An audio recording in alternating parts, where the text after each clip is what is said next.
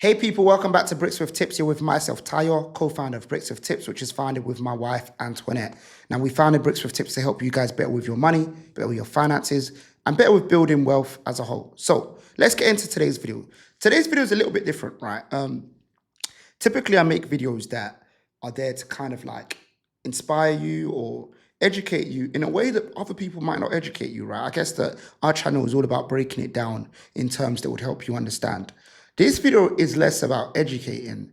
It's more to give you an insight to how Antoine and I think about our investments. So in this particular video, what I'm actually going to go through is what I'm investing in 2025 from a property perspective. What am I doing from a property perspective in 2025? And why I've decided to do it, right? So I'm going to go through three things that I'm doing from a property perspective in 2025 in this video and break down why I've decided to do these three things, right? So without further ado, let's get into it. So guys, before I tell you the three things that I want to do for 2025, I think it's important to kind of give you an idea of where I'm at the moment, basically, or where we are at the moment. So Antoinette and I have got a multi-million-pound portfolio in the UK, spanning anything to 2 beds to 5 beds, right? All houses. We've also got a rent-to-rent portfolio as well, a mixture of apartments and houses. And we kind of run those two. So our properties are a property investment. Our rent-to-rent portfolio is kind of like our cash flow property business, right? How we actually kind of got there, should I say, is that 10 years ago we invested in property. Was buying property and was doing buy to let, right? Eventually the penny dropped that we could cash flow more off buy to let. And started doing Airbnb. And Airbnb went so well, we decided to scale quicker in Airbnb by just doing a rent-to-rent portfolio, which has worked really, really well for us. And I think it served us really, really well because it was able to be built quite quickly and we were able to get that cash flow from it, which has allowed us to do a lot more, basically, invest in other things. When I end this video, I'll probably speak about other things that I'm investing in as well, other than property. Anyways, that goes to tell you number one. Number one of what I'm doing in 2025 is taking on more rent-to-rent properties in the UK, actually. I think I'll be specific in the UK and I'll tell you why. So, number one is I'm taking on more properties in the UK on a rent-to-rent basis. I really love rent-to-rent because it's super, super flexible, right? The reason why I love the flexibility of it is that I've been able to cash flow really, really well off Airbnb, and my cleaners look after the properties while I'm anywhere in the world. I've got a VA that helps with tweaking the marketing, tweaking the pricing, and so on and so forth. So it's very, very hands-off. But the flexibility is something that I love a lot as well because in quite a few cases, actually, I've had other providers, maybe supported living, children's homes, temporary accommodation, approach me and ask to take on the property. And they're given a fixed amount for a longer period of time. That offering couldn't be given to anybody that wasn't in serviced accommodation. I'll tell you why. If you have a HMO and someone comes over to you and gives you that offering, you can't evict all of your tenants in time. If you've got a buy to let, the same thing. If you've got social housing, the same thing.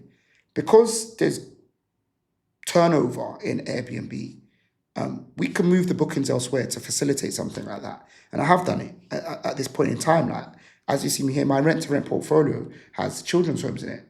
It has supported living in it, and it has temporary accommodation. So that's something for you guys to kind of think about. And that's one of the reasons that I'm focusing on taking more, because quite often what I like to do is that if a provider takes on the property, I like to backfill it because Airbnb is the bread and butter, right?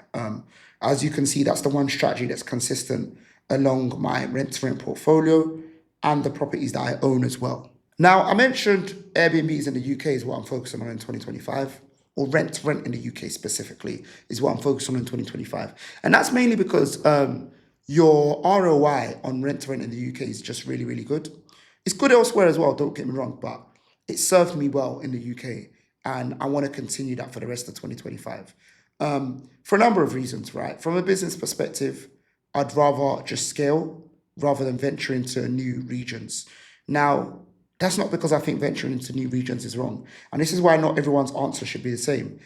I have a lot of other things that I'm doing as well this year. Also, I say we have a lot of things that we're doing. So we've got business in Kenya this year. We've got business in Dubai this year. And for this particular business, it doesn't make sense for us to scale to grow into a new region. So we're scaling in our existing region.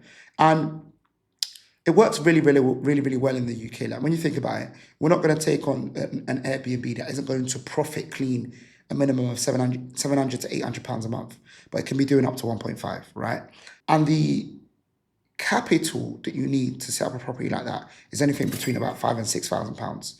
So as you can see, the ROI and the capital that you're putting in is really good, and it cash flows really well. Now, we do coach people how to get involved in Airbnb. We do mentor people. So if you are interested, we got a little webinar that gives you like the breakdown of what you can do to get started in Airbnb. Goes through it fully. Just click the link below in the description. Moving on, another thing that I'm focusing on this year is joint ventures. We got to a point whereby we were busy with other things. We've mentioned it on the internet quite a lot, right? Sometimes we got busy with other things that we couldn't focus on growing our portfolio, right? In the UK. We've got a good portfolio in the UK, and it could grow, right? And we still do want to grow it, but as mentioned, we've got other things that we're investing in at the moment, and they're taking priority. So the other thing, which is our number two, which we're kind of focusing on in 2025, is joint ventures, right? Now, I think I'm going to use this opportunity to educate, right? So when you are an investor, there's two types of finance you can take on, right? Debt finance and equity finance. Debt finance is when you borrow money from someone and say, I'm going to give you 10% back in 12 months, and you pay them back with their cash, right? Equity finance is when you do a deal with someone and there's an equity split. So what does that equity split look like, right? How I'm doing my JVs in 2025, which I have done previously in previous years, is that I'm connecting with investors that will put up all of the capital for a purchase, and I will add the expertise. So I'll pick the property, manage the property, organize the refurb, organize all of the legals, organize all of the vendors, and ensure the property cash flows really well. They'll put up all the capital and we'll split the returns on the property, right? Now, I've done a few of these before and they've worked out really well, especially for the investor as well. Because quite often than not, it's something that we say on this channel or not a lot, that education is in some case as good as, or in some cases better than money, right? And I say that to say that an investor could have those funds and they don't know what to do with it, or they don't know how to invest it, or they invest it incorrectly and lose their money, right? Or they invest it because they decided to do it themselves. They invest in it in a very inefficient way and their cash could be working a lot harder. Now, it's very important to clear up how JVs work, right? How it works is that an investor doesn't hand over 50% of their money. They hand over 50% of how hard their money's working. Let me explain why. If an investor puts up £200,000, for example, that £200,000 is in the property and they put it in the property company as a director's loan, which means that when the property is liquidated or the company's liquidated, they're getting paid back their director's loan before anything. So their 200K is intact. However, what they will be splitting is the working capital of their 200K. So that's why JVs make sense for investors as well, because they ask themselves the question, how hard was that 200K working prior to this arrangement? Now, there's no point me sitting here saying JV. I'm very specific with the deals that I want to JV on. And those are conversions to 6, 7 or 8 bed properties. And I'm not really too fussed. It could be from a 3-bed or it could be from a 5-bed, right? And what we're doing is we're doing BRRRs on them. If you don't know what BRRRs are, I've got plenty of videos on this YouTube channel about it. Refinancing a lot of the money out. And then what we're going to be doing is we're going to be using the Airbnb strategy on larger properties, 6, 7 and 8 bedroom properties, because they tend to get long-term bookings from contractors, insurance relocations, and they cash flow very well in my experience.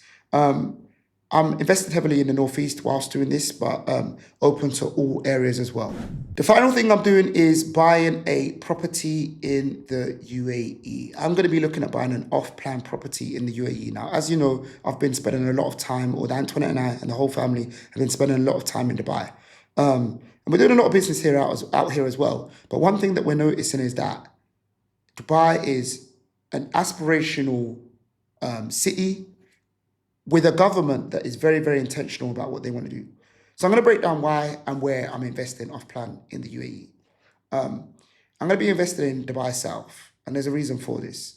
Dubai, as we know it, is very much so based around Jumeirah and Business Bay or downtown, right?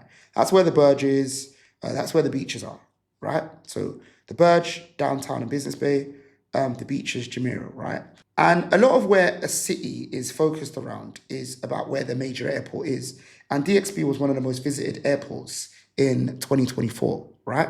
Now, what a lot of people don't know is that Dubai is opening a bigger airport, 5 times the size of DXB. It's called Al Maktoum Airport, and it's in the south of Dubai.